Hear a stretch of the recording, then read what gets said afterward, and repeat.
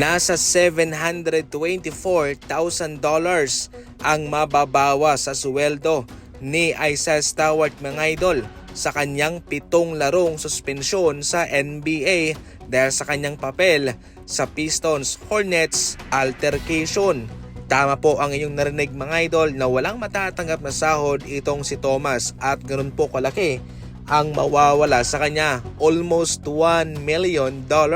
Ngayon, baka matanong nyo na bakit hindi ba pwedeng bayaran na lang siya ng kanyang kupunan na Pistons dahil ang kanyang ginawa ay para din naman sa kanyang mga teammates at para sa kanyang kupunan.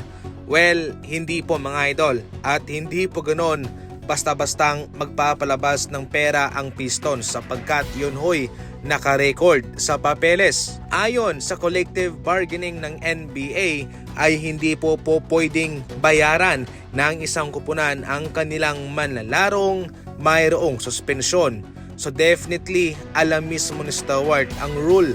Kaya noong siya'y umalis sa kanilang bangko at sumugod kay Bridges, alam niya mismo na mayroong karampatang multa ang kanyang gagawin. Kung hindi ito gagawin ng Pistons, siguradong malalagot din sila sa NBA mga idol at siguradong malaking multa ang kanilang kakaharapin. Pumirma sa Stewart ng nasa $64 million na kontrata sa loob ng 4 na taon.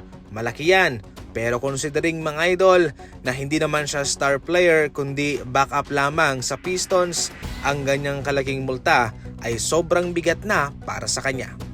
Sa sobrang galing ni Makmaklang sa dunk contest, yung iba ay ayaw nang sumali kung siya'y sasali pa rin. Si Makmaklang ang natatanging player sa NBA na mayroong 3 magkasunod na kampyonato sa dunk contest mga idol. Kaya totally kung siya'y sasali pa ngayon, posibleng umabot pa ito sa 4. So mas pinili na lang ni Maklang na wag na lang sumali. Parang sinasabi rin nila na kung nandyan si Maklang ay wala tayong chance na magkampiyon.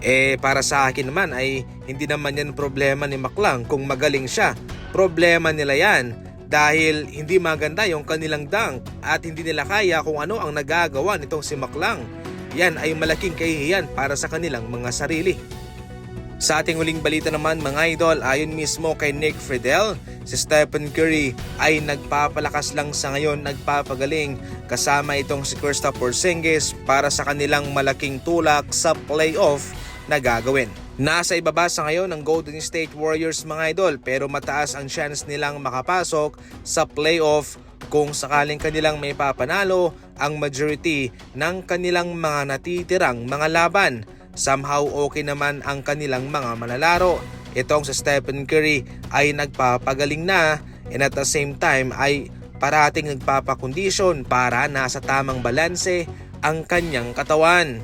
Hindi rin naman maitatanggi na napakalakas ng kanyang mga backup, especially itong kanilang bagong nakuwang si Kristaps Porzingis na maraming magagawa sa loob ng court. Sinabi rin naman ni Coach Steve Kerr mga idol na as of now ay nasa parehong positibong direksyon itong sina Stephen Curry and Kristaps Porzingis. Para sa mga NBA Fast Break balita, tumutok lang palagi and as always, thank you for watching.